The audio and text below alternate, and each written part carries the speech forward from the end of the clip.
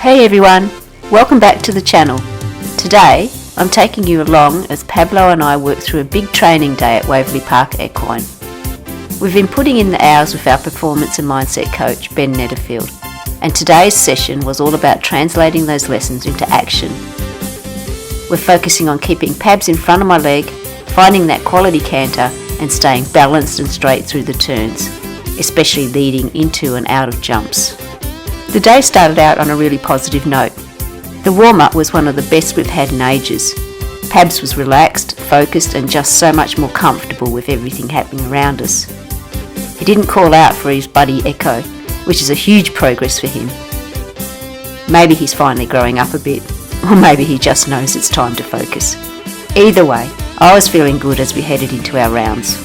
The plan for the day was to do a round over 90 and then try a round at a metre. Starting off, I thought we had a good canter. It felt solid, but watching the footage, I could see I could have ridden with a bigger, bouncier canter to really set us up for each jump. Sometimes you think you're going faster than you actually are, right?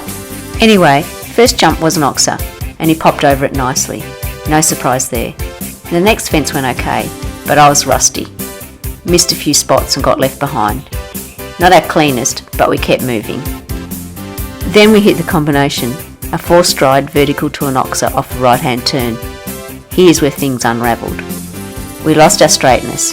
Pabs fell behind my leg and I lost his shoulder in the turn, which meant we came in unbalanced. He lost impulsion and surprise surprise we stopped at the oxer. That stop was a reminder. If I don't keep Pabs in front of my leg, forward and engaged, we're setting ourselves up for a struggle. After putting the back rail down, we gave it another go. This time with the right canter, more balanced, and he popped through the combination with ease.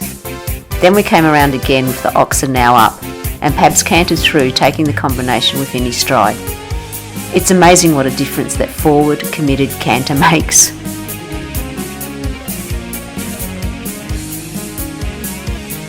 Good hands, not so good there, good. That was alright.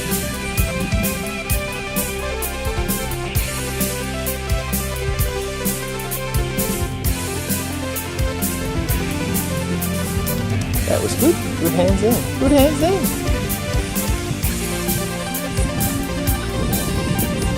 Good hands, Margaret.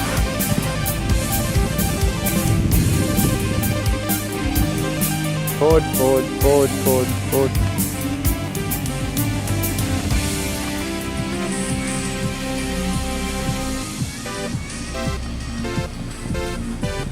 By this point, I realised we'd stay at 90 for the next round. I had to remind myself that it's better to get my skills established at this height before we even thought about going higher. My focus for the next round was to keep Pabs straight and in front of my leg through every turn, especially on the approach and landing. And, of course, I had to tackle the elephant in the room, my habit of holding him back with my hands. I kept my hands stiller this time, gave him a chance to take the contact and let him travel to the fence. It wasn't perfect, and I'll admit the round felt messy from my perspective, but Pabs was clearly happier. When I let him find his rhythm, he just felt like a different horse. Here's where I want to get real for a minute. Today wasn't perfect, and I was disappointed. I put so much energy into visualising us riding forward and confidently, and we didn't hit it. I questioned myself. It felt like I was stuck in my own mental blocks.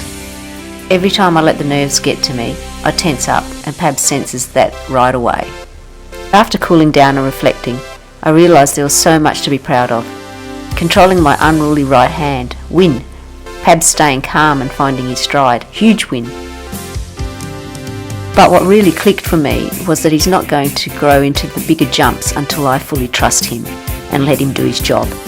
That canter has to be bigger, more forward, but that requires me to get over my own mental blocks. So here's my takeaway for anyone struggling with mental blocks or getting nervous as you move up the height. First, trust your training, both your horses and your own. It's not about expecting perfection, it's about accepting each round as a chance to improve. Second, let go of the urge to control every step with your hands. Let the horse take responsibility. And that's been my challenge. But I'm seeing that when I trust Pabs, he becomes a different horse.